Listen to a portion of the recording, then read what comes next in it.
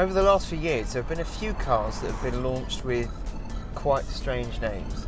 Now, one of those was the Renault Wind, launched in 2010 and quickly dropped by Renault because they realised that no one really wanted a front-wheel drive convertible two-seater Renault called Wind. The other was the Citroen C4 Cactus. It's about to be replaced, so it seemed like a good point to go for a drive and say goodbye. Now, some people love it and some people really hate it, and I think one of the big stumbling blocks for a lot of people are the air bumps on the side that are there so that people with shopping trolleys or in other cars in car parks don't just dent the side of your car. But I suppose in the traditional look of a car, you're not really used to seeing what's essentially bubble wrap on the side of cars. Now, personally, I do quite like it. I have got a bit of a soft spot for it, and it's not that it's particularly pretty. I don't think it's not a pretty car really. A pretty car to me is an Aston Martin DPS. This isn't one of those, but it's different. I can think of a few cars now that built by quite similar manufacturers in terms of the products they produce, and some of their cars look remarkably similar. Too similar, really. But this is different, and surely being different and still not being completely ugly should be celebrated, because it shows that the designers have tried to do something different. And it's a similar story inside, to be honest. It's very, very quirky. They've got little dots above what is essentially a cupboard to store things, and you've got a really minimalist speedo, and you've got straps rather than traditional door handles. It's just quirky and a bit left of centre, and that's a good thing. It's also got essentially the same screen that you get in cars like the Peugeot 308, so it controls everything from how the car behaves, to the air conditioning, to the sat-nav, to the music, everything.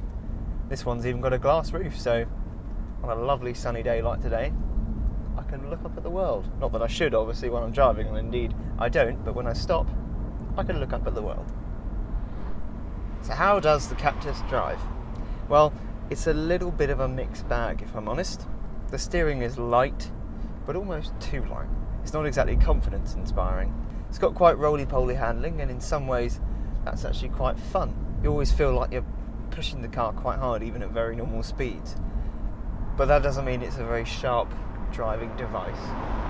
It's very comfortable, don't get me wrong, and these seats are basically armchairs, but when you go over a big bump, you can just feel the suspension's lack of sophistication, really. It just takes a while to settle, and it feels like everything's moving and just having a little bit of a panic, like that.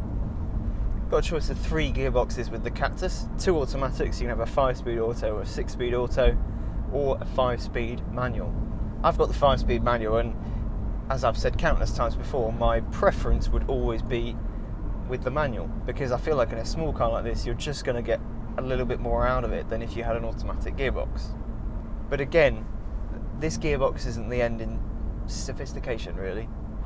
The engine is the most powerful engine in the range, and it's an engine that you can get in other Peugeots and DS. It's a 1.2 litre turbocharged 3-cylinder with 110 brake horsepower and 151 foot-pounds of torque.